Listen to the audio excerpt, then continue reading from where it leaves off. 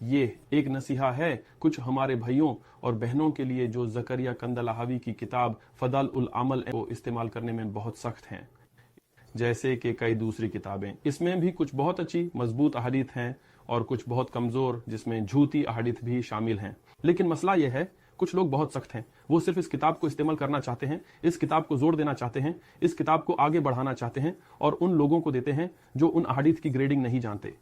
ہم آپ کو کچھ وجہ دکھانا چاہتے ہیں کہ آپ کو اس کتاب کا استعمال نہیں کرنا چاہیے، کیونکہ سب سے پہلے کئی کتابیں جھوٹی احادیث رکھ سکتی ہیں، لیکن ہم انہیں لوگوں کو نہیں دیتے اور نہیں کہتے کہ اس سے پڑھو اور اس سے فائدہ اٹھاؤ اور اس کے فضائل دو اور پھر عام لوگ اسے کوٹ کریں گے۔ ہم کمزور احادیث کو فضائل اور فضائل کے لیے استعمال کرنے کے پورے مسئلے میں نہیں جا رہے، اور نہیں، یہ جھوٹ ہیں اور میں 4 ان میں سے نشاندہی کرنے جا رہا ہوں اور بھی بہت ہیں، لیکن میں صرف ان کا ذکر اس چھوٹی ویڈیو کے لیے کرنے جا رہا ہوں اور آپ خود ان جھوٹی احادیث کو دیکھ سکتے ہیں۔ مثال کے طور پر صالح کے فضائل میں ایک لمبی حدیث ہے جو وہ صالح کے لیے دھیان دینے والے کے بارے میں ہے، اور اسے کچھ انعام دیے جائیں گے، اور جو نہیں دھیان دے گا اسے کچھ سزائیں ملیں گی۔ آپ اپنی اسکرین پر حدیث کو عربک میں دیکھ سکتے ہیں جو کوئی نہیں پڑھتا، اور سب انگلش یا اردو یا فارسی یا جو بھی پڑھتے ہیں، کیونکہ یہ اصل میں عربک میں نہیں لکھی گئی تھی، لیکن عربک میں جو بھی کتاب کا تحقیق کر رہا تھا اس نے کہا امام السوطی خود حدیث باطل ہے، اور یہ حدیث امام السوطی اصل میں ان حدیث کے نیچے ذکر کی گئی ہے جو موضوع ہیں۔ یہ ایک جھوٹ ہے۔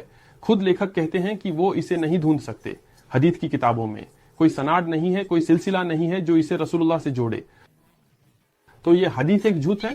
کوئی فرق نہیں اگر کسی نے اسے کسی کتاب میں استعمال کیا، کچھ لوگ کہتے ہیں لیکن یہ بھی اس کتاب میں ہے۔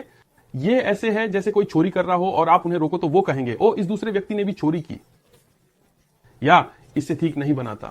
یہ حدیث کمزور نہیں ہے، یہ جھوٹی ہے، اس کا استعمال فضائل کے لیے بھی نہیں ہو سکتا، اور لوگ اس سے رکھتے ہیں اور آپ اسے دیکھ سکتے ہیں، آپ اسے خود دیکھ سکتے ہیں، اور یہ ایک جھوٹ ہے۔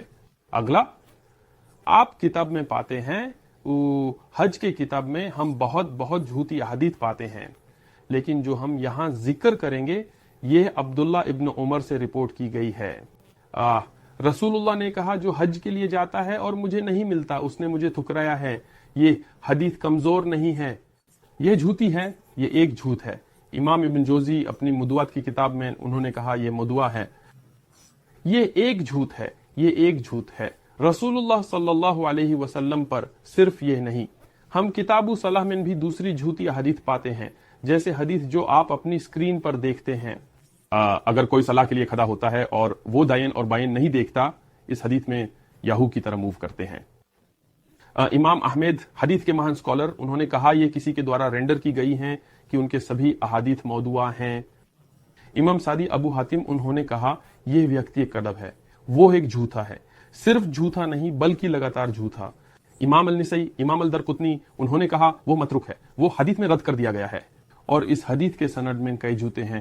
ایک اور جھوٹ، ایک جھوٹی حدیث، ایک اور، یہ چوتھا ہے جو ہم دکھانے والے ہیں اور آپ اپنے اسکرین پر دیکھ سکتے ہیں۔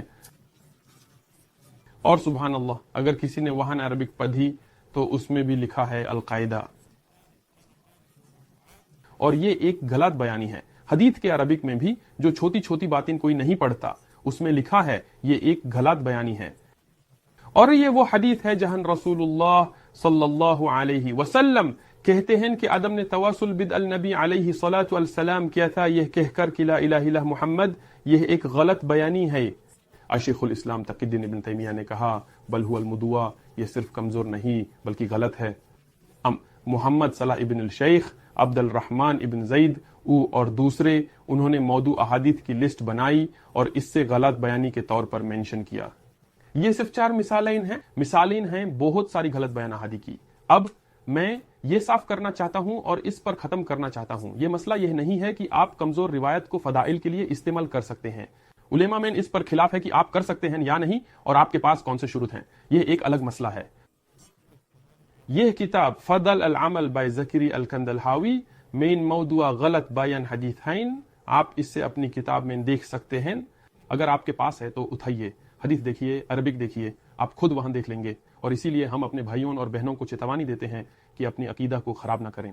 یہ احادیث آپ کی عقیدہ کو غلط بیان احادیث کے ساتھ پربھاوت کرتی ہیں، اور ہم یہ نصیحت دیتے ہیں کہ اس سے دور ہو جائیں اور اس کے بجائے رد الصالحین جیسے کتابوں پر بھروسہ کریں جو اچھی خوشخبریاں دیتی ہیں۔ ایون فضل عمل آف عبد الغنی المقدسی جو سب صحیح احادیث سے ہے، کیوں نہیں ان کا استعمال کریں؟ کیوں نہیں ان کتابوں کا استعمال کریں جس میں صحیح اوتھینٹک احادیث ہیں ورچوز کے بارے میں، غلط بیان والی کتاب کے بجائے؟ جزاکم اللہ خیرا۔